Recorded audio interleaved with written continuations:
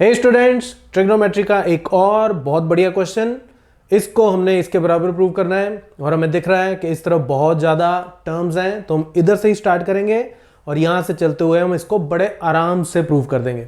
अब इसको मैं दो तरीके से प्रूव कर सकता हूँ, वैसे तो और भी बहुत सारे तरीके हैं लेकिन मेन दो तरीके हैं। पहला ये कि मैं ये 1 + tan square A is equal to secant square A ये आइडेंटिटी यूज़ करूँ और मैं इसको ऐसे ही सॉल्व करूँगा। अगर आपको ये आइडेंटिटी एग्जाम में ना याद आए तो आप इस साइड में सब कुछ साइन और कॉस में कन्वर्ट कर लेना, तब भी आपका आंसर बड़े आराम से आ जाएगा। So let me solve it.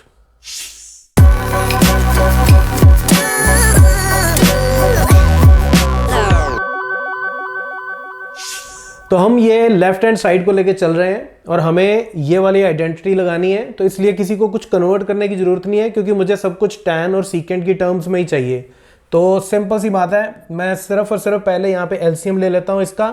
तो इधर 1 + सीकेंट है और इधर 1 - सीकेंट है, तो एलसीएम आ जाएगा, पहले आप पूरा ही लिख लो, 1 + secant A into 1 - secant A. इससे थोड़ा आसान रहता है, शुरू में ही सब कुछ मल्टीप्लाई मत करो।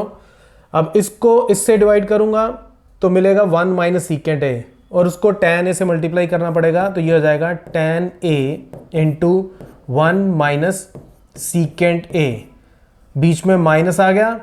अब इस सब को इससे डिवाइड करूंगा तो बचेगा 1 + सीकेंट a और 1 + सीकेंट a tan a से मल्टीप्लाई हो जाएगा, तो ये हो जाएगा tan a into 1 + secant A. ठीक है, अब इसको हम खोल देते हैं ब्रैकेट को, तो ये हो जाएगा मेरे पास tan a minus tan a into secant a, यहाँ बाहर माइनस है तो ये हो जाएगा माइनस tan a, इसको इससे मल्टीप्लाई किया तो ये भी हो जाएगा minus tan a into secant a। ठीक है, और इस सब को हमें डिवाइड करना है किससे, इससे 1 + secant a into 1 - secant a, तो ये हो जाएगा 1 - सीकेंट स्क्वायर a। ठीक है, a + b into a - b की आइडेंटिटी लग गई। अब ये प्लस का tan a, ये माइनस का tan a, ये कट गए आपस में। अब ये minus tan a secant a, ये भी minus tan a secant a, तो ये हो जाएगा -2 tan a into secant a divided bye, अब 1 - सीकेंट स्क्वायर a कितना है, इस आइडेंटिटी से अगर आप देखोगे तो 1 - सीकेंट स्क्वायर a हो जाएगा -tan स्क्वायर a। अगर ना याद आए तो कोई बात नहीं, सीकेंट स्क्वायर a की जगह ये पुट कर दो, यानी कि 1 - सीकेंट स्क्वायर a की जगह आ गया 1 + tan square a, so this will be equal to -2 tan a into secant a divided by, ये ब्रैकेट खोलूंगा तो ये हो जाएगा 1 - 1 माइनस tan स्क्वायर a, तो ये 1 के साथ 1 कट गया, तो ये कितना हो जाएगा मेरे पास, इसको थोड़ा सा मैं ऊपर कर देता हूं।